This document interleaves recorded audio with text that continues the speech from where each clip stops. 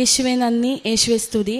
പരിശുദ്ധ അമ്മ മാതാവ് തിരുക്കുമാരൻ്റെ അടുത്ത് പറഞ്ഞ് എനിക്ക് വേണ്ടി ചെയ്തു തന്നിട്ടുള്ള സാക്ഷ്യങ്ങൾ ഇവിടെ സാക്ഷ്യപ്പെടുത്താനാണ് ഞാനും ഫാമിലിയും വന്നിരിക്കുന്നത്. എൻ്റെ പേര് റോസ്മേരി എന്നാണ്. Saint Thomas Apostolic Church Santhome കൊച്ചിയിൽ നിന്നാണ് ഞാൻ വരുന്നത്. ഞാൻ 8 വർഷമായിട്ട് സലാലയിൽ രജിസ്റ്റേർഡ് നേഴ്സായിട്ട് വർക്ക് ചെയ്തുകൊണ്ടിരിക്കുകയാണ്. എൻ്റെ ആദ്യത്തെ സാക്ഷ്യം എന്ന് വെച്ചാൽ ഞാൻ ഉടമ്പടി എടുക്കുന്നതിന് മുന്നേ 2019 എനിക്കും ഹസ്ബൻഡിനും ഒരു മോളാണുള്ളത്. അപ്പം മോളുടെ ഡെലിവറിക്ക് ശേഷം എൻ്റെ ചെവിക്കകത്ത് ചെറിയൊരു ഇൻഫെക്ഷൻ പോലെയാണ് സ്റ്റാർട്ട് ചെയ്തപ്പോൾ ഞാനത് പാടെ അങ്ങ് ഇഗ്നോർ ചെയ്ത് വിട്ടായിരുന്നു. വലിയ കാര്യമാക്കിയില്ല. കാരണം എല്ലാ പെൺപിള്ളേരെയും പോലെ കല്യാണത്തിന് ശേഷം ഡെലിവറി കഴിഞ്ഞ് ഉണ്ടാവുന്ന നീരിളക്കോ അങ്ങനെ എന്തെങ്കിലുമൊക്കെ ആയിരിക്കും എന്ന് ഓർത്ത് ഞാനത് കാര്യമാക്കിയില്ല. ആ സമയത്ത് എൻ്റെ മമ്മിയാണ് സലാലയിൽ എൻ്റെ കൂടെ ഡെലിവറി കഴിഞ്ഞിട്ട് ഉണ്ടായിരുന്നത്, മമ്മിയും പപ്പയും. പെടുന്നതിന് ഒരു ദിവസം ഞാൻ ഡ്യൂട്ടിക്ക് ജോയിൻ ചെയ്ത ഫസ്റ്റ് ഡേ, അതായത് മോളുടെ ഡെലിവറി കഴിഞ്ഞ് 6th month കഴിഞ്ഞപ്പോൾ ഡ്യൂട്ടിക്ക് നിൽക്കുമ്പം ഞാൻ പോലും അറിയാതെ പെയിൻലെസ് ആയിട്ട് എൻ്റെ ചെവിക്കകത്തുനിന്ന് ബ്ലഡ് ഒഴുകാൻ തുടങ്ങി. അതായത് ലെഫ്റ്റ് ഇയറിൽ നിന്നാണ്, കറക്റ്റായിട്ട് പറഞ്ഞു കഴിഞ്ഞാൽ ഇങ്ങനെ ഒറ്റി വീഴുന്ന പോലെ തന്നെ ഒഴുകി വരുമായിരുന്നു. അപ്പോൾ എൻ്റെ കൂടെ വർക്ക് ചെയ്യുന്ന കൊളീഗ്സാണ് ഫസ്റ്റ് അത് കണ്ടത്. അപ്പോൾ അവർ പറഞ്ഞു റോസിൻ്റെ ചെവിയിൽ നിന്ന് ബ്ലഡ് വരുന്നല്ലോ എന്ന് പറഞ്ഞു. അപ്പം തന്നെ പെർമിഷൻ എടുത്ത് ഞാൻ ഹോസ്പിറ്റലിൽ പോയപ്പോൾ അവർ ആദ്യം എന്താണെന്ന് അവർക്ക് മനസ്സിലായില്ല, ബ്ലീഡിങ് കാരണം കൊണ്ട്. ശരിക്കും പറഞ്ഞാൽ പേടിച്ചു പോയായിരുന്നു. അതിനുശേഷം അവർ ടെസ്റ്റൊക്കെ ചെയ്തു, ENT പോയി ടെസ്റ്റ് ചെയ്തതിന് ശേഷം അവർ വേറൊരു ഹോസ്പിറ്റലിലോട്ട് തന്നെ, അവിടുത്തെ ഒരു റെപ്യൂട്ടഡ് ആയിട്ടുള്ള ഹോസ്പിറ്റലിലോട്ട് തന്നെ റെഫർ ചെയ്തു. അവിടുത്തെ സ്പെഷ്യലിസ്റ്റിനെ കാണിച്ചപ്പോൾ പുള്ളി പറഞ്ഞു നമുക്ക് സ്കാനിങ് വേണ്ടി വരും, ഒരു മാസ് ഫോർമേഷൻ ഉണ്ട് ചെവിക്കകത്ത്, മാത്രമല്ല ചെവിക്കകത്ത് ഒരു വലിയ കുഴിയുണ്ട്. ആ കുഴി എൻ്റെ ചെവിയിലത്തെ നമ്മുടെ ഇവിടെയുള്ള ഒരു എല്ലോ ആയിട്ട് കണക്റ്റഡ് ആണ്. ചിലപ്പം എന്തെങ്കിലും ഇഷ്യൂസ് ഉണ്ടായി മരണം വരെ സംഭവിക്കാൻ തക്ക വിധത്തിലുള്ള ഒരു ഇഷ്യൂ ആണതെന്നാണ് പറഞ്ഞത്. അപ്പം ഞാൻ വീട്ടിൽ വന്ന് എൻ്റെ മമ്മിയായിരുന്നു ഉണ്ടായിരുന്നത്. മമ്മിയുടെ അടുത്ത് ഇത് പറയാനായിട്ട് ബുദ്ധിമുട്ടായിരുന്നു, പേടിച്ചു പോവല്ലോ. അപ്പോൾ അതുകൊണ്ട് ഞാനും ഹസ്ബൻഡും കൂടെ പ്രാർത്ഥിച്ചു. എനിക്ക് മോൾക്ക് 6 മാസമായിട്ടുള്ളൂ. ഇങ്ങനെയൊക്കെ കേൾക്കുമ്പോൾ ആരെ പോലെ ഞാനും പേടിച്ചു പോയി. അപ്പോൾ ഹസ്ബൻഡ് എന്നും കളിയൊക്കെ ചോദിക്കും നീ ഒരു നേഴ്സല്ലേ എന്ന്. പക്ഷേ മാനുഷികമായിട്ടുള്ള രീതിയിൽ ചിന്തിക്കുമ്പം ഞാനും ഒരു മനുഷ്യ സ്ത്രീയാണല്ലോ, അപ്പോൾ എനിക്കും ടെൻഷനായിപ്പോയി. പക്ഷേ എൻ്റെ മമ്മി 6th month കഴിഞ്ഞപ്പം എൻ്റെ മമ്മി തിരിച്ച് നാട്ടിലോട്ട് വന്നു. പിന്നെ എൻ്റെ കൂടെ ഈ ഒരു ഓൾമോസ്റ്റ് ഒരു 6 years ആയിട്ട് എൻ്റെ മദർ ഇൻ ലോയും ഫാദർ ഇൻ ലോയും ആണുള്ളത്. ഇതാണ് എൻ്റെ father in law, mister Peter എന്നാണ് പേര്. അപ്പം അമ്മച്ചി ഇതുപോലെ കാര്യങ്ങൾ, ഞാൻ അമ്മച്ചിയുടെ അടുത്ത് എല്ലാ കാര്യങ്ങളും ഞാൻ തുറന്നു പറയാറുണ്ട്. അപ്പോൾ അമ്മച്ചിയോട് ഞാൻ പറഞ്ഞു അമ്മച്ചി ഇങ്ങനെ ഒരു പ്രശ്നമുണ്ട്, അതിൻ്റെ റിവ്യൂവിനായിട്ട് ഹോസ്പിറ്റലിൽ പോവുകയാണ്. അപ്പോൾ കണ്ടിന്യൂസ് ഞാൻ ഡ്രോപ്സും കാര്യങ്ങളും മെഡിക്കേഷൻ എല്ലാം എടുക്കുന്നുണ്ടായിരുന്നു. അപ്പോൾ ഇതെന്താണെന്ന് ഐഡൻറ്റിഫൈ ചെയ്യാൻ ഡോക്ടേഴ്സിന് ആർക്കും പറ്റിയില്ലായിരുന്നു. അതായത് ചെവിക്കകത്തെ പാട ദ്രവിച്ചു പോകുന്ന ഒരവസ്ഥയാണെന്നാണ് എന്നോട് പറഞ്ഞത്. അപ്പം അമ്മച്ചി ആ സമയത്ത് ലോക്ക്ഡൗൺ സ്റ്റാർട്ടായി കോവിഡിൻ്റെ. അപ്പോൾ അമ്മച്ചി ഓൺലൈനകത്ത് ജോസഫ് അച്ഛൻ്റെ ഡെയിലി ബ്രെഡും അതുപോലെ തന്നെ കൊന്തയൊക്കെ കൂടി പ്രാർത്ഥിക്കുമായിരുന്നു. അപ്പം ഞാൻ ഇടയ്ക്ക് നാട്ടിൽ വന്നപ്പം എൻ്റെ വല്യമ്മച്ചി എടുത്ത ഉടമ്പടിയുടെ തൈലത്തിൽ നിന്ന് ഒരു നുള്ള് എൻ്റെ കയ്യിലുള്ള വെളിച്ചെണ്ണയിൽ മിക്സ് ചെയ്ത് തന്നായിരുന്നു. അപ്പം അതും ഉപ്പുമായിട്ടാണ് ഞാൻ പോയത്. അപ്പം എൻ്റെ അമ്മച്ചി ഒരു ദിവസം ഞാൻ ഹോസ്പിറ്റലിൽ നിന്ന് റിവ്യൂ കഴിഞ്ഞ് വന്നപ്പോൾ അമ്മച്ചി എന്നോട് പറഞ്ഞു മോളെ ചെവിക്കകത്തോട്ട് ഞാനൊരു നുള്ള് തൈലം, നമ്മൾ ഉടമ്പടി എടുത്തിട്ടില്ലെങ്കിലും തൈലം ഞാനൊന്ന് ഇട്ടോട്ടെ എന്ന് പറഞ്ഞു. അപ്പോൾ സത്യം പറഞ്ഞാൽ എൻ്റെ അല്പവിശ്വാസം കാരണം കൊണ്ട്, പിന്നെ ഞാൻ എന്താ പറയുക നേഴ്സ് ആയതുകൊണ്ടും അത് ഇൻഫെക്ഷൻ കൂട്ടുമോ എന്നൊരു ടെൻഷൻ എനിക്ക് വന്നു. പക്ഷെ അമ്മച്ചി പറഞ്ഞു പ്രാർത്ഥിച്ചിട്ട് ഞാൻ ചെയ്തോളാം മോളെ എന്ന് പറഞ്ഞ് അമ്മച്ചി എൻ്റെ ചെവിക്കകത്തോട്ട് ഫസ്റ്റായിട്ട് ഒരു തുള്ളി എണ്ണ ഒഴിച്ച് വിശ്വാസ പ്രമാണം ചൊല്ലി പ്രാർത്ഥിച്ചു. ഞാനത് അവിടെ വിട്ടു. ഞാൻ ഡെയിലി ഡ്യൂട്ടിക്ക് പോകുന്നതുകൊണ്ട് ചെവിക്കകത്ത് പഞ്ഞി വെച്ചിട്ടാണ് ഡ്യൂട്ടിക്ക് പോയിക്കൊണ്ടിരുന്നത്. പഞ്ഞി കൂടെ ഇടയ്ക്ക് ചില സമയത്തൊക്കെ ബ്ലഡ് പുറത്തോട്ട് വരുന്ന അത്രയും സിവിയർ ആയിരുന്നു ബ്ലീഡിങ്. പക്ഷെ നാട്ടിൽ ആരെയും വിളിച്ചറിയിച്ചില്ലായിരുന്നു. എൻ്റെ മമ്മിയോടൊക്കെ ഞാൻ നാട്ടിൽ വിളിച്ച് മാറിയെന്ന് തന്നെ പറഞ്ഞു, വെറുതെ അവരെ ടെൻഷനാക്കണ്ടല്ലോ എന്ന് ഓർത്തിട്ട്. അതിൻ്റെ ഇടയ്ക്ക് ഒരു ദിവസം ഹോസ്പിറ്റൽ 6 month കഴിഞ്ഞിട്ട്, അപ്പോൾ മോൾക്ക് 1 വർഷം വയസ്സ് കഴിഞ്ഞു. 2020 ഡിസംബറൊക്കെ ആകുമ്പോഴത്തേനും 2020 നവംബറിൽ ഞാൻ റിവ്യൂവിന് വേണ്ടിയിട്ട് ഡോക്ടറെ അടുത്ത് പോയപ്പോൾ എനിക്ക് കുറച്ചും കൂടെ മെഡിക്കേഷൻസ് എഴുതി. അപ്പോഴും ഇതെപ്പോൾ മാറുമെന്നോ അല്ലെങ്കിൽ ഇതിന് കറക്റ്റായിട്ടുള്ള ഒരു പ്രോപ്പർ ട്രീറ്റ്മെൻറ്റ് എന്താണെന്നോ ഡോക്ടേഴ്സ് പറഞ്ഞിട്ടുണ്ടായിരുന്നില്ല. എൻ്റെ അടുത്ത് പറഞ്ഞിരുന്ന ഒരു 4 years ഒക്കെ നോക്കാം, അതിനകത്ത് ഇൻഫെക്ഷൻ കുറഞ്ഞിട്ട് ആ കുഴി തൂർന്നു വരുന്നുണ്ടോ നോക്കാമെന്നൊക്കെയാണ് പറഞ്ഞത്. ഈ ഒരു നവംബർ 7th എൻ്റെ ഓർമ്മ റെഡിയാണെങ്കിൽ അമ്മച്ചി എന്നോട് ചോദിച്ചു, ഹോസ്പിറ്റലിൽ പോയി വന്ന് 3 days കഴിയുന്നു. അപ്പോൾ ഞാൻ ഡ്യൂട്ടി കഴിഞ്ഞ് വന്നപ്പോൾ എന്നോട് ചോദിച്ചു ചെവിക്കകത്ത് പഞ്ഞി വെച്ചില്ലേ കൊച്ചേന്ന് ചോദിച്ചു. അപ്പം ഞാൻ നോക്കിയപ്പം ഞാൻ 3 ദിവസമായിട്ട് പഞ്ഞി വെക്കാൻ മറന്നിരിക്കുന്നു, എൻ്റെ ചെവിക്കകത്തുനിന്ന് ചോര വന്നിട്ടില്ല. അപ്പം ഞാൻ പറഞ്ഞു, അമ്മച്ചി ചോര വന്നിട്ടില്ല, ഞാനത് മറന്നുപോയല്ലോ, പഞ്ഞി വെക്കാനും മരുന്നെടുക്കാനും മറന്നുപോയല്ലോ. കണ്ടിന്യൂസ് ആയിട്ട് 10 ദിവസമായിട്ട് അമ്മച്ചി അപ്പം എനിക്ക് ചെവിയിൽ ഉടമ്പടിയുടെ തൈലം തേച്ച് തരുന്നുണ്ടായിരുന്നു. വിശ്വാസ പ്രമാണം ചൊല്ലി പ്രാർത്ഥിക്കുമായിരുന്നു. ഞാനും ഹസ്ബൻഡും പിറ്റേന്ന് തന്നെ ഹോസ്പിറ്റലിൽ പോയി. ഡോക്ടർ ചെക്ക് ചെയ്തപ്പോൾ ഇൻഫെക്ഷൻ പാടെ മാറിയിരിക്കുന്നു. പക്ഷേ സ്റ്റിൽ ആ കുഴി അവിടെ ചെറുതായിട്ടുണ്ടായിരുന്നു. ഇൻഫെക്ഷൻ വന്നിട്ട് അവിടുത്തെ സ്കിന്ന് റപ്ചറായി പോയിട്ടുണ്ടായ ഒരു സംഭവമായിരുന്നു അത്. അപ്പം ഡോക്ടർ എന്നോട് പറഞ്ഞു, ഇത് ഭയങ്കരമായിട്ടുള്ളൊരു അത്ഭുതമായിട്ടാണ് ഇരിക്കുന്നത്. 3 days ബിഫോറല്ലേ ഇവിടെ വന്നത്, മെഡിസിൻ ഒന്നും എടുക്കാതെ തന്നെ ഇത്രയും മൊത്തത്തിൽ മാറിപ്പോയല്ലോ എന്ന് പറഞ്ഞു. അപ്പം ഞാൻ പറഞ്ഞു, ഇങ്ങനെ കൃപാസനം, ഞങ്ങളുടെ നാട്ടിൽ കൃപാസനം എന്ന് പറഞ്ഞിട്ടുള്ള ഞങ്ങളുടെ ഒരു ആരാധനാലയമുണ്ട്, അവിടെ നിന്ന് ഞങ്ങളിങ്ങനെ ഉടമ്പടി തൈലം ഒഴിച്ചായിരുന്നു എന്ന് പറഞ്ഞു. പുള്ളി ഒരു അക്രൈസ്തവനാണ്, പുള്ളിക്കും ഭയങ്കരമായിട്ടൊരു മിറാക്കിളായിട്ട് തോന്നി. അത് കഴിഞ്ഞ് എന്നോട് ഡ്രോപ്സും മെഡിക്കേഷനും കണ്ടിന്യൂ ചെയ്യുന്ന അവരവരുടെ ഭാഗത്തുനിന്ന് പറഞ്ഞു. ഞാൻ തിരിച്ച് വീട്ടിൽ വന്നു. പക്ഷേ ഞാൻ പിന്നെ ഡ്രോപ്സ് ഒഴിക്കുകയോ മെഡിക്കേഷൻ എടുക്കുകയോ ചെയ്തില്ല. കറക്റ്റ് 30 ദിവസം ഡേറ്റ് ഇട്ടിട്ട് ഞാനും ഹസ്ബൻഡും കൂടെ പ്രാർത്ഥിച്ചു. 30ാമത്തെ ദിവസം ഞാൻ പോയി റിവ്യൂ എടുത്തപ്പോൾ എൻ്റെ ചെവിക്കകത്ത് അങ്ങനെ ഒരു കുഴി ഇപ്പം ഇല്ല. മാത്രമല്ല ഇപ്പം അത് കഴിഞ്ഞിട്ട് 5 years ആവുന്നു. ഇതുവരെ എൻ്റെ ചെവിയിൽ ഒരു തുള്ളി പോലും ചോര പിന്നീട് വന്നിട്ടുമില്ല. ജസ്റ്റ് ഡോക്ടേഴ്സിന് വരെ ഭയങ്കരമായിട്ട് അതൊരു വിശ്വസിക്കാൻ പറ്റാത്തൊരു മിറാക്കിളായിരുന്നു. കാരണം അവർ പലതും പറഞ്ഞ് ഞങ്ങളെ ടെൻഷൻ അടുപ്പിച്ചു. എൻ്റെ മമ്മി ഉള്ളപ്പോഴാണ് പറഞ്ഞത് വലിയൊരു മാസുണ്ട് ചെവിക്കകത്ത്, അതുപോലെ തന്നെ ബയോപ്സി ചെയ്യേണ്ടി വരും, ടെസ്റ്റിന് ഇടേണ്ടി വരും. നമുക്കൊക്കെ ഒബ്വിയസ്ലി എല്ലാവർക്കും ടെൻഷനാവുന്ന കാര്യങ്ങൾ പോലെ ഞാനും ടെൻഷനായിരുന്നു. പക്ഷേ എല്ലാവർക്കും അതൊരു മിറാക്കിളായിരുന്നു. മാത്രമല്ല ഇപ്പോൾ ഈ 5 years ആയി, 6 years ആയിട്ട് ഞാനിവിടെ നിൽക്കുന്നു. 6 months കൂടുമ്പോൾ ജസ്റ്റ് ചെവി ഒന്ന് ക്ലീൻ ചെയ്താൽ മാത്രം മതി എന്നാണ് ഡോക്ടർ പറഞ്ഞേക്കുന്നത്. ഇതാണ് എൻ്റെ ഏറ്റവും വലിയ സാക്ഷ്യം. സെക്കൻഡ് വൺ, അപ്പോൾ അതിനുശേഷം ഞങ്ങൾക്ക് ഉടമ്പടി എടുക്കണമെന്ന് അതിയായിട്ടുള്ള ആഗ്രഹം ഉണ്ടായിരുന്നു, എനിക്കും എൻ്റെ മദറിൻലോയ്ക്കും. അപ്പം അപ്പച്ചനും അമ്മച്ചിയും ഞങ്ങളുടെ കൂടെ അവിടെ ആയിരുന്നു. അപ്പോൾ അപ്പച്ചനാണെങ്കിൽ കാറ്ററിങ്ങിൻ്റെ ഒരു ബിസിനസ്സായിരുന്നു. അപ്പം അതിൻ്റെ ഇടയ്ക്ക് ഞങ്ങളതൊന്ന് ചെറുതായിട്ട് ഡ്രോപ്പ് ചെയ്തായിരുന്നു. അപ്പം അപ്പച്ചൻ ഞങ്ങളുടെ കൂടെ സലാലയ്ക്ക് വന്നതിന് ശേഷം പെട്ടെന്ന് വീട്ടിലോട്ട് ഒരു പോസ്റ്റ് വന്നു, ഭയങ്കര ഭീമമായിട്ടുള്ളൊരു തുക ടാക്സ് വരുന്നു എന്ന്. അപ്പം ഞങ്ങൾക്കത് ഭയങ്കര ടെൻഷനായി. നമ്മൾ അത്രയും പ്രതീക്ഷിച്ചിട്ടില്ലായിരുന്നു. ഇനി എന്ത് ചെയ്യുമെന്ന് ആകെ കൺഫ്യൂഷനായി. അമ്മച്ചി കരച്ചിലായി. അപ്പച്ചൻ കോവിഡ് ടൈമാണ്, അപ്പച്ചൻ സലാലയിൽ വിട്ടുപോയി. അപ്പം ഇനി നാട്ടിലോട്ട് വന്നാലേ എന്തെങ്കിലും നമുക്ക് ചെയ്യാനൊക്കത്തുള്ളൂ. അങ്ങനെ എങ്ങനെയൊക്കെയോ പ്രാർത്ഥിച്ച് അപ്പച്ചനെ ഞങ്ങൾ തിരിച്ച് നാട്ടിലോട്ട് കയറ്റി വിട്ടു. ഇവിടെ എനിക്ക് എൻ്റെ ഹസ്ബൻഡിന് ഒരു ചേച്ചിയുണ്ട്. അപ്പം ചേച്ചിയുടെ ഹസ്ബൻഡ് എൻ്റെ അളിയനും അപ്പച്ചനും എല്ലാവരും കൂടെ, പിന്നെ അമ്മച്ചിയുടെ റിലേറ്റീവ്സും എല്ലാവരും കൂടെ ഓഫീസിൽ ചെന്ന് സംസാരിച്ചു. അപ്പോൾ അമ്മച്ചി ഡേറ്റ് ഇട്ട് പ്രാർത്ഥിച്ചായിരുന്നു. 90 days ഞങ്ങൾ പ്രാർത്ഥനയിൽ ഓൺലൈൻ, അതിൻ്റെ ഇടയ്ക്ക് ഓൺലൈനായിട്ട് ഞങ്ങൾ ഉടമ്പടി എടുത്തു. എന്നിട്ട് ഞാനും അമ്മച്ചിയും കൂടെ പ്രാർത്ഥിച്ചു. 90 days ഞാൻ മനസ്സിൽ കരുതിയിരുന്നത്. പക്ഷേ അമ്മച്ചി 30 ദിവസമാണ് പ്രാർത്ഥിച്ചിരുന്നത്. 30 ദിവസമായപ്പോഴത്തേനും ആ കേസ് അസാധുവായി പോയി. അപ്പച്ചൻ ഞങ്ങളുടെ കൂടെ സലാലയിലോട്ട് തിരിച്ചു വരാനും പറ്റി. അത് കഴിഞ്ഞിട്ട് പിന്നെ എനിക്കുള്ള സാക്ഷ്യം, എൻ്റെ അനിയനാണിത്. കരോൾ ജോസഫ് എന്നാണ് പേര്. മെക്കാനിക്കൽ എൻജിനീയറാണ്.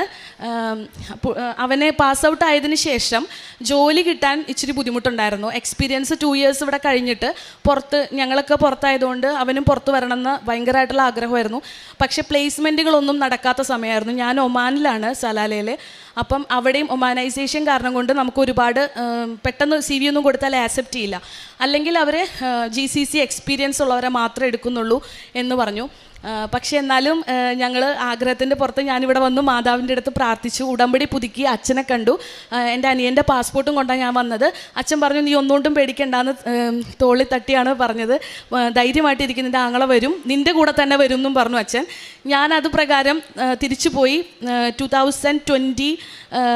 2023 ജൂലൈയിൽ ഞാൻ വിസിറ്റ് വിസയായിട്ട് വന്നു. അത് പ്രകാരം ഞാനും അനിയനും കൂടെ തിരിച്ച് നാട്ടിൽ നിന്ന് സലാലയിലോട്ട് പോയി. പക്ഷേ 3 മാസത്തെ വിസിറ്റ് വിസയുടെ കാലാവധി കഴിയാറായിട്ടും ജോലി റെഡി ആയില്ല.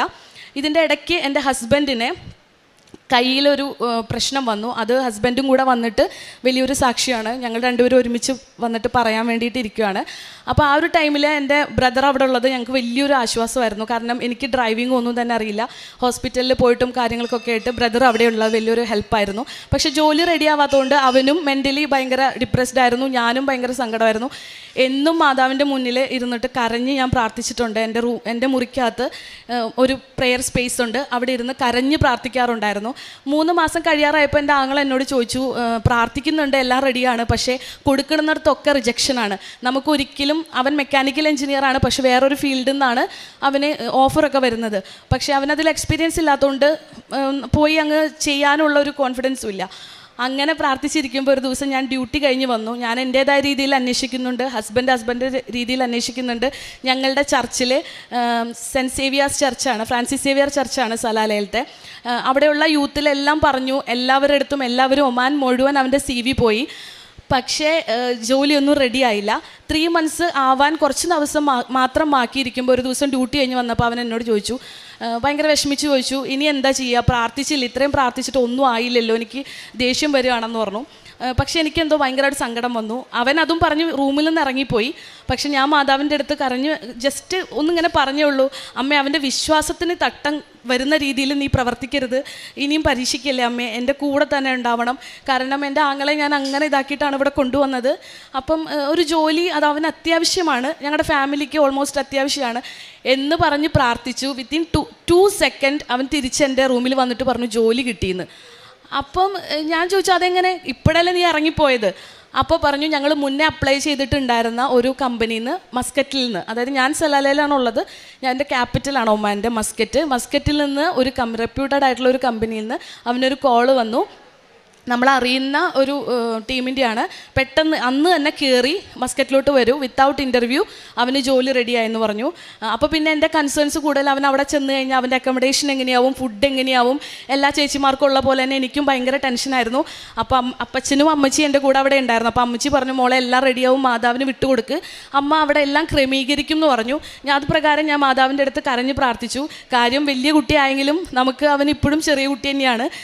അപ്പം ഞാൻ അങ്ങനെ കരഞ്ഞാണ് പ്രാർത്ഥിച്ചത്. പക്ഷെ അവൻ അവിടെ എത്തി, അവന് തന്നെ ഒരു റൂമും പിന്നെ അതുപോലെ തന്നെ ഫുഡ് വെച്ച് കൊടുക്കാൻ അവിടെ ആളുണ്ട്, എല്ലാം കൊണ്ടും നല്ലൊരു ഓഫീസായിരുന്നു. പക്ഷേ കുറച്ച് നാൾ കഴിഞ്ഞപ്പം ജോലിക്കകത്ത് അവന് ചെറിയ സ്ട്രെസ്ഫുള്ളായിട്ട് എനിക്ക് തോന്നി. എൻ്റെ അടുത്ത് ഇടയ്ക്കിടയ്ക്ക് ലീവിന് വരാറുണ്ട്. അപ്പം ഞാൻ കാര്യം ചോദിച്ചപ്പം ഇഷ്യൂസ് ഒന്നും ഇല്ല എന്ന് തന്നെയാണ് പറഞ്ഞത്. പക്ഷെ അവൻ എന്തോ വിഷമമുള്ള പോലെ എനിക്ക് തോന്നി. അപ്പം ഞാൻ മാതാവിൻ്റെ കാശുരൂപം, പിന്നെ ഞങ്ങൾ പ്രാർത്ഥിച്ചുകൊണ്ടിരുന്ന മാതാവിൻ്റെ ചെറിയൊരു ഫോട്ടോയും ഉപ്പും അവന് കൊടുത്തു വിട്ടു. ഞാൻ അവനോട് പറഞ്ഞു അവിടെ ചെന്ന് കഴിഞ്ഞാൽ അവൻ്റെ ഓഫീസിൽ ഉപ്പ് ഇട്ടിട്ട് ജോലി സ്റ്റാർട്ട് ചെയ്യാൻ പറഞ്ഞു. പക്ഷെ അവനവിടെ എത്തിക്കഴിഞ്ഞ് പിറ്റേ ദിവസം തന്നെ എന്നെ വിളിച്ചു പറഞ്ഞു, അവനോട് പെട്ടി പാക്ക് ചെയ്തിട്ട് ഇരിക്കാൻ പറഞ്ഞു, ഏതോ ഒരു സ്ഥലത്തോട്ട് അവനെ മാറ്റുക എന്ന് പറഞ്ഞു എന്ന്. അപ്പം പിന്നെയും ടെൻഷനായി, അയ്യോ ഇനിയിപ്പോൾ എങ്ങോട്ടായിരിക്കും വിടുന്നത്, ഇനി ജോലി പോകുമോ, അങ്ങനെയൊക്കെ ഭയങ്കര ടെൻഷനായിപ്പോയി. പക്ഷേ അവരുടെ എന്നെ വേറൊരു ബ്രാഞ്ചിലോട്ട് സൂപ്പർവൈസിങ് പൊസിഷനിലോട്ട് അവനെ ഹയർ ചെയ്തുകൊണ്ടുള്ള ഒരു കാര്യമായിരുന്നു അവർ വിളിച്ച് പറഞ്ഞത്. ഇപ്പം നല്ല രീതിയിൽ മസ്കറ്റിൽ എൻ്റെ ആങ്ങള ജോലി ചെയ്യുന്നുണ്ട്. അപ്പം അതാണ്. പിന്നെ അടുത്ത കാര്യം എന്ന് പറഞ്ഞാൽ എൻ്റെ മമ്മിയാണിത്, പേര് മിനു ജോസഫ് എന്നാണ്, ഇതെൻ്റെ ഫാദറാണ്. അപ്പം മമ്മിക്ക് 2024 April 19 ഞങ്ങളുടെ പാവർട്ടി പള്ളി പെരുന്നാളിൻ്റെ അന്ന് വെടിക്കെട്ടായിരുന്നു. അപ്പോൾ വെടിക്കെട്ടിൻ്റെ ഇടയ്ക്ക് വെച്ചിട്ട് മമ്മിയുടെ തലയിലോട്ട് ഈ നെറ്റിയുടെ ഭാഗത്തോട്ട് ഒരു സ്പാർക്ക് വന്ന് വീണായിരുന്നു. വീണ് കഴിഞ്ഞപ്പോഴത്തേനും ഇവിടെ ഇത്രയും നെറ്റിയുടെ ഇത്രയും ഐബ്രോൻ്റെ ഭാഗത്തോട്ട് അവിടെ പൊള്ളിപ്പോയി, അവിടെ ചെറിയൊരു കട്ട് ഇഞ്ചുറിയൊക്കെ വന്നു. ഞങ്ങൾ ഹോസ്പിറ്റലിൽ കൊണ്ടുപോയി. അപ്പം കണ്ണിനൊക്കെ ചെറിയൊരു വിഷന് പ്രശ്നം വന്നു. അതിനെ തുടർന്ന് ഒരു 1 week കഴിഞ്ഞപ്പോഴത്തേനും മമ്മിക്ക് കണ്ടിന്യൂസ് ആയിട്ട് വോമിറ്റിങ് സ്റ്റാർട്ട് ചെയ്തു. ഞങ്ങൾ ആദ്യം കരുതി ഫുഡ് ഇൻഫെക്ഷനൊക്കെ ആയിരിക്കുമെന്ന്, പെരുന്നാളൊക്കെ കഴിഞ്ഞതല്ലേ അപ്പോൾ അതായിരിക്കുമെന്ന് കരുതി. പക്ഷെ അതായിരുന്നില്ല. അതിനുശേഷം ഭയങ്കരമായിട്ട് സിക്കായിപ്പോയി, ഹോസ്പിറ്റലൈസ് ആയിരുന്നു.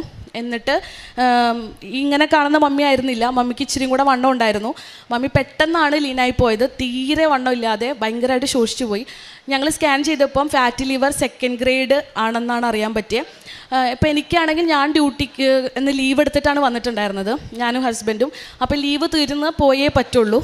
അപ്പം ഓൾറെഡി ആങ്ങള അവിടെ ജോലിയിലാണ്, പപ്പയ്ക്ക് ജോലിയുണ്ട്, പപ്പ ജോലിക്ക് രാവിലെ പോവും, രാത്രി വരെ മമ്മി ഒറ്റയ്ക്കാണ്. അപ്പോൾ എന്നെ സംബന്ധിച്ചിടത്തോളം വലിയൊരു കൺസേൺ ആയിരുന്നു. മാതാവിൻ്റെ അടുത്ത് ഒരുപാട് പ്രാർത്ഥിച്ചു, എനിക്ക് പോയേ പറ്റുള്ളൂല്ലോ. അപ്പം മമ്മിയുടെ അടുത്ത് എന്ത് ചെയ്യും, മമ്മി എന്ത് ചെയ്തിട്ട് ഞാൻ പോവും, അങ്ങനെയൊക്കെ ഭയങ്കര സങ്കടമായിരുന്നു. അപ്പോഴാണ് ഞാൻ എൻ്റെ ഒരു അങ്കിളിന് കാലിന് വലിയൊരു പ്രശ്നമായിരുന്നു. അത് അങ്കിളിനെ കൊണ്ടുവന്നിട്ട് ഞാൻ പറയാമെന്നാണ് വിചാരിക്കുന്ന സാക്ഷ്യം. അപ്പം അങ്കിളിനെ കൊണ്ട് ഇവിടെ വന്നപ്പം എനിക്ക് ഇവിടെ നിന്ന് മാതാവിൻ്റെ ഒരു സ്റ്റാച്ചു കിട്ടി. അപ്പം മാതാവിൻ്റെ സ്റ്റാച്ചു ആയിട്ട് ഞാൻ വീട്ടിൽ പോയി. ഞാൻ മമ്മിയുടെ അടുത്ത് പറഞ്ഞു, മമ്മി ഞാൻ പോയാലും മാതാവ് കൂട്ടിനുണ്ടാവും, എന്ത് വിഷമം വന്നാലും മാതാവിൻ്റെ അടുത്ത് പറഞ്ഞാൽ മതി, എന്ത് വന്നാലും മാതാവിനോട് സംസാരിച്ചുകൊണ്ടിരുന്നാൽ മതി, ഇപ്പോൾ ഒറ്റയ്ക്കാണെന്ന് തോന്നില്ല, അസുഖവും മാറി കിട്ടും എന്ന് പറഞ്ഞു. തിരിച്ച് ഞാൻ സലാലയിലെത്തി. എല്ലാ ദിവസവും ഞാൻ ഉടമ്പടി തൈലം എൻ്റെ വയറ്റിൽ തേച്ചിട്ട് ഞാൻ പ്രാർത്ഥിക്കുമായിരുന്നു മമ്മിക്ക് വേണ്ടിയിട്ട്. അത് പ്രകാരം ഇപ്പം മമ്മിക്ക് ബെറ്ററാണ്. ഇങ്ങനെയൊന്നും ആയിരുന്നില്ല, വളരെ ലീനായിട്ടായിരുന്നു മമ്മി ഉണ്ടായിരുന്നത്, തീരെ ക്ഷീണിച്ചിട്ടൊക്കെ ആയിരുന്നു. ഇപ്പം ഞാൻ വന്നിട്ട് ഒരു മാസം കഴിഞ്ഞു. ഞങ്ങളുടെ കൂടെ ഫുള്ള് ഓടിച്ചാടി എല്ലായിടത്തും നടക്കാൻ പാകത്തിന് മാതാവ് എത്തിച്ചു തന്നു. ഇത്രയൊന്നും അല്ല, ഇതിൽ കൂടുതലുണ്ട്. പക്ഷേ ഇതിൻ്റെ ഇടയ്ക്ക് നമുക്ക് കൂടെ വരാൻ ആൾക്കാരില്ലാത്തതുകൊണ്ട്, നടന്ന ആളുകൾ കൂടെ വേണമല്ലോ, അപ്പോൾ അതുകൊണ്ട് അത് പറയാനുള്ള പെർമിഷൻ എനിക്കില്ല. പിന്നെ ഞാൻ ചെയ്തുകൊണ്ടിരുന്ന പ്രേക്ഷിത പ്രവർത്തനങ്ങൾ, ഞാൻ പത്രം, ഇവിടെ നിന്ന് കിട്ടുന്ന പത്രം എല്ലാവരും പോലെ ഞാനും കൊടുക്കുമായിരുന്നു. പക്ഷേ വിശ്വാസ പ്രമാണം ചൊല്ലിക്കൊണ്ടാണ് കൊടുത്തുകൊണ്ടിരുന്നത്.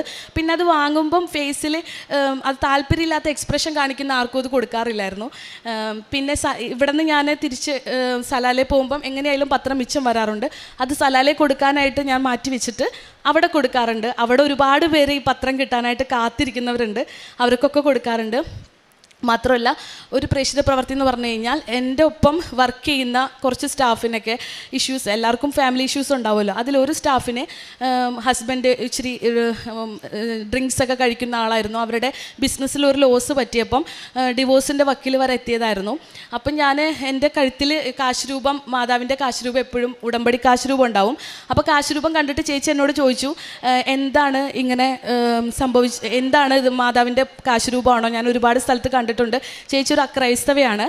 അപ്പം ഞാൻ നമ്മുടെ ഉടമ്പടി പ്രാർത്ഥനയും അതുപോലെ തന്നെ ഉപ്പും കൊടുത്തിട്ട് പറഞ്ഞു, ചേട്ടന് കൊടുക്കുന്ന ഫുഡിനകത്ത് ഇട്ടിട്ട് വിശ്വാസ പ്രമാണം ചെല്ലണം. വിശ്വാസ പ്രമാണം സഹിതം ഞാൻ എഴുതി കൊടുത്തിരുന്നു. ചേച്ചിക്ക് അതിൽ വിശ്വാസം ഉള്ളതുകൊണ്ടാണ് ഞാൻ കൊടുത്തത്. കാരണം പുറത്ത് നമ്മൾ വർക്ക് ചെയ്യുമ്പം, പ്രത്യേകം ഒരു അറബ് കൺട്രിയും കൂടി ആകുമ്പോൾ നമുക്കിങ്ങനെ ഒരുപാട് പറയുന്നതിൽ ചെറിയൊരു റെസ്ട്രിക്ഷൻ അവർ വെച്ചിട്ടുണ്ട്. ആരെങ്കിലും ഒരു ഇത് പറഞ്ഞു കഴിഞ്ഞാൽ അതൊരു റെസ്ട്രിക്ഷനായിട്ട് അവിടെ വെച്ചിട്ടുണ്ട്. അപ്പോൾ അതുകൊണ്ട് ഞാൻ ചേച്ചിയോട് ചോദിച്ചു, ചേച്ചി വിശ്വാസം ഉണ്ടെങ്കിൽ മാത്രമേ എൻ്റെ കയ്യിൽ നിന്ന് ഉടമ്പടി വസ്തുക്കൾ വാങ്ങാവൂ, ഉപ്പാണെങ്കിൽ പോലും വാങ്ങാവൂ എന്ന് പറഞ്ഞു. ചേച്ചി പറഞ്ഞു, ഞാൻ മരണത്തിൻ്റെ വക്കിൽ നിൽക്കുക മോളെ, ഞാൻ എന്താണേലും കുഴപ്പമില്ല, എനിക്കിതിൽ നിന്ന് കരകയറിയേ പറ്റൂ എന്ന് പറഞ്ഞു. ഇപ്പം ചേച്ചിയും ഫാമിലിയും ഹാപ്പി ആയിട്ട് ജീവിക്കുന്നു. പിന്നെ അതുപോലെ തന്നെ എല്ലാ ദിവസവും ഉടമ്പടി ധ്യാനം ചേച്ചി ഷെയർ ചെയ്യുന്നത് കണ്ടിട്ട് എൻ്റെ കൂടെ വർക്ക് ചെയ്യുന്ന കുറച്ച് കൊളീഗ്സ് ചോദിച്ചു, ഈ കുട്ടി മതം മാറിയോ? അങ്ങനെയൊക്കെ വളരെ പരിഹസിച്ചിട്ട് ചോദിച്ചു. അപ്പം ഞാൻ പറഞ്ഞു, അങ്ങനെ ദൈവത്തിൽ വിശ്വസിക്കാൻ മതം, ജാതി അങ്ങനെയൊന്നും ഇല്ലല്ലോ, ഒക്കെ നമ്മുടെ വിശ്വാസമാണ്, ഇത് അമ്മ മാതാവാണെന്ന് പറഞ്ഞിട്ട് അവിടെയും ഞാൻ പറഞ്ഞു. പിന്നെ ഞാൻ ചെയ്ത കാരുണ്യ പ്രവർത്തികൾ എന്ന് വെച്ചാൽ, ഞാൻ വർക്ക് ചെയ്യുന്ന സ്ഥലത്ത് ക്ലീനേഴ്സ്, ആദ്യമായിട്ട് ഞാൻ വർക്ക് ചെയ്യാൻ കയറിയതിന് ശേഷം മനസ്സിലാക്കിയത് ബ്രെഡ് മാത്രം കഴിച്ചിട്ടാണ് അവർ ഡ്യൂട്ടിക്ക് വന്നുകൊണ്ടിരുന്നത്.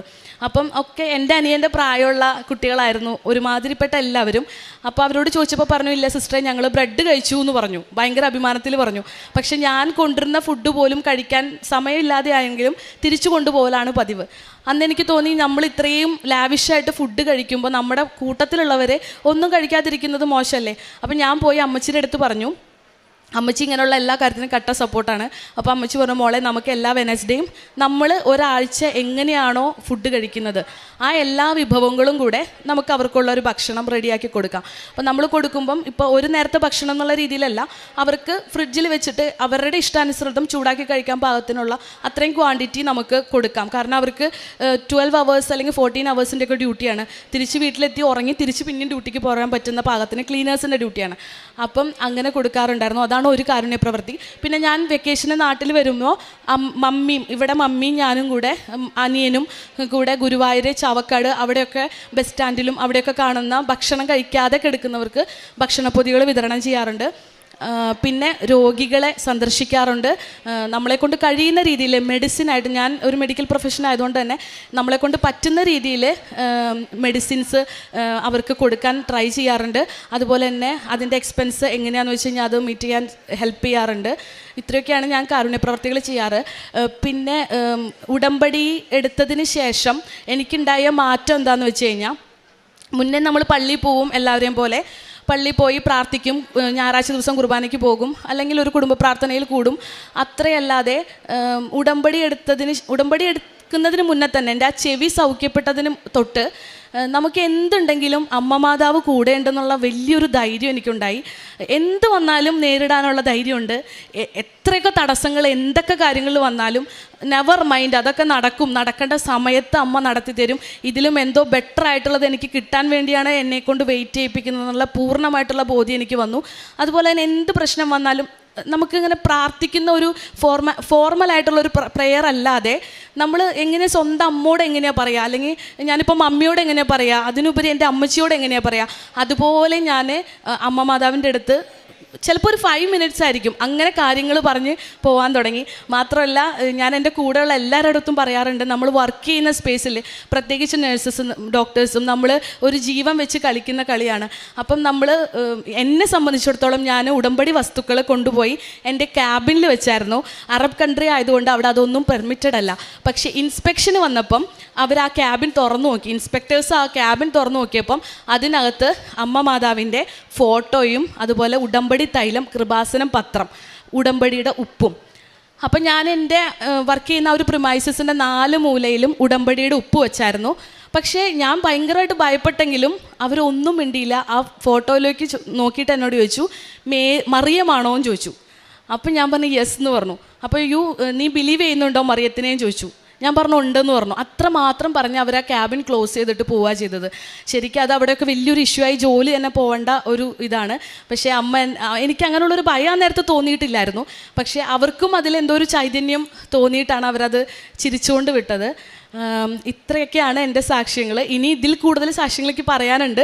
ഞാനും എൻ്റെ ഹസ്ബൻഡും മോളും കൂടെ, ഹസ്ബൻഡ് ലീവ് കിട്ടാത്തതുകൊണ്ടാണ് വരാഞ്ഞത്, വന്നിട്ട് ഞങ്ങൾ ഒരുമിച്ച് പറയുന്നതായിരിക്കും. ഇത്രയൊക്കെ അനുഗ്രഹങ്ങൾ നൽകിയ അമ്മ മാതാവിനും തിരുക്കുമാരനും ഒരു കോടാനുകോടി നന്ദി. വിശുദ്ധ യോഹന്നാന്റെ സുവിശേഷം 12-ാം അധ്യായം 26-ാം തിരുവചനം പറയുന്നു, എന്നെ ശുശ്രൂഷിക്കാൻ ആഗ്രഹിക്കുന്നവൻ എന്നെ അനുഗമിക്കട്ടെ. അപ്പോൾ ഞാൻ ആയിരിക്കുന്നിടത്ത് എൻ്റെ ശുശ്രൂഷകനുമായിരിക്കും. എന്നെ ശുശ്രൂഷിക്കുന്നവനെ പിതാവ് ബഹുമാനിക്കും. റോസ്മേരി എന്ന സഹോദരി തൻ്റെ കുടുംബവുമൊത്ത് വന്ന് നമ്മുടെ മുൻപിൽ പങ്കുവെച്ച ഒരു വലിയ ജീവിത സാക്ഷ്യമാണ്. തൻ്റെ കുടുംബത്തിനും തനിക്കും ലഭിച്ച എല്ലാ അനുഗ്രഹങ്ങൾക്കും നന്മകൾക്കും കൃപകൾക്കുമൊക്കെ നന്ദി പറഞ്ഞ് ദൈവത്തെ മഹത്വപ്പെടുത്തിയ ഒരു വലിയ ജീവിത സാക്ഷ്യമാണ് നമ്മൾ കേട്ടുകൊണ്ടിരുന്നത്. റോസ്മേരിക്ക് തൻ്റെ ചെവിയിലുണ്ടായ ഒരു പഴുപ്പ് മൂലമാണ് പരിശുദ്ധ അമ്മയിലേക്ക് ഓടിയെടുത്തത്. പരിശുദ്ധ അമ്മ പറഞ്ഞ എല്ലാ കാര്യങ്ങളും കൃത്യമായി റോസ്മേരി അനുസരിക്കുമായിരുന്നു. പരിശുദ്ധ അമ്മയുടെ പിന്നെ ഈ കുടുംബത്തെ കൂട്ടിച്ചേർത്തുകൊണ്ടുള്ള ഒരു വലിയ ജീവിതം, ഒരു സുവിശേഷ വേലയാണ്. ഈ കുടുംബത്തെ കൂട്ടിച്ചേർക്കുന്ന റോസ്മേരിയുടെ ഒരു സുവിശേഷ വേലയാണ് ഈ സാക്ഷ്യത്തിൻ്റെ ഏറ്റവും വലിയ മനോഹാരിത. സോ റോസ്മേരി പറയുകയാണ്, ഞാൻ എല്ലാ കാര്യങ്ങളും അമ്മയോട് ചോദിക്കുന്നു. എൻ്റെ അമ്മായിയമ്മ എന്ന് ശബ്ദിക്കാൻ ആൾക്ക് ഇഷ്ടമില്ല, എൻ്റെ മമ്മി, എൻ്റെ അമ്മച്ചി എന്ന് 2 വാക്കുകളാണ് ഉദ്ദേശിക്കുന്നത്. ആ കുടുംബത്തെ അത്രമാത്രം കൂട്ടിച്ചേർക്കുന്ന ഒരു വലിയ സഹോദരി സ്നേഹമാണ് റോസ്മേരിക്കുള്ളത്. നമുക്ക് ദൈവത്തോട് നന്ദി പറയാം. വൈദ്യശാസ്ത്രം അത്ഭുതപ്പെടുത്തുന്ന സൗഖ്യങ്ങളും സാധ്യതകളുമാണ് ഇന്ന് ഇവരുടെ കുടുംബത്തിന് നൽകിയിട്ടുള്ളത്. സഞ്ചാരി മാതാവ് അവരുടെ എല്ലാ ആവശ്യങ്ങളിലേക്കും ഫ്രാക്ഷൻ ഓഫ് സെക്കൻഡ്, ഒരു സെക്കൻഡ് കൊണ്ട് പരിശുദ്ധ അമ്മ സഹോദരൻ്റെ ജോലിയുടെ കാര്യം തിരിഞ്ഞു നോക്കുമ്പോഴത്തേനും സഹോദരൻ തിരിച്ചു വന്ന് പറയുകയാണ്, ചേച്ചി എനിക്ക് ജോലി കിട്ടി. അമ്മ അവിടെ ഇടപെടുന്ന തൻ്റെ ഉടമ്പടി വസ്തുക്കളുടെ ഉപയോഗത്താൽ എവിടെയൊക്കെ താൻ പരിശുദ്ധ അമ്മയെ പരിചയപ്പെടുത്തുവാൻ സാധിച്ചോ അതെല്ലാം ഈശോയിൽ നിന്ന് അനുഗ്രഹം പ്രാപിച്ചതായി സാക്ഷ്യപ്പെടുത്തുന്നു. തൻ്റെ ജോലി സ്ഥലങ്ങളിലും പരിശുദ്ധ അമ്മയെ വെച്ച്, ആ ഫോട്ടോ വെച്ച് ആളുകളെ പരിചയപ്പെടുത്തി അമ്മയോട് ഒരു ഫ്രണ്ടിനോടെന്നോണം സംസാരിക്കുന്ന ഒരു ഇൻറ്റിമസി റോസ്മേരിക്കുണ്ട് എന്ന് പറയുകയാണ്. നമുക്കെല്ലാവർക്കും വളരെ സന്തോഷത്തോടെ ഈ സാക്ഷ്യം പരിശുദ്ധ അമ്മയ്ക്കും ഈശോയ്ക്ക് സമർപ്പിച്ചുകൊണ്ട് ഒരു വലിയ കയ്യടി നൽകാം. അത്യപൂർവ ദൈവാനുഭവങ്ങൾ ഇനി നിങ്ങൾക്കും സ്വന്തം. ഈ യൂട്യൂബ് ചാനൽ ഇതുവരെ സബ്സ്ക്രൈബ് ചെയ്തിട്ടില്ലെങ്കിൽ ഇപ്പോൾ തന്നെ സബ്സ്ക്രൈബ് ചെയ്യുക. ഈ വീഡിയോ ഇപ്പോൾ തന്നെ നിങ്ങളുടെ സുഹൃത്തുക്കൾക്ക് ഷെയർ ചെയ്തുകൊണ്ട് കർത്താവിൻ്റെ പ്രേക്ഷിതരാകുക.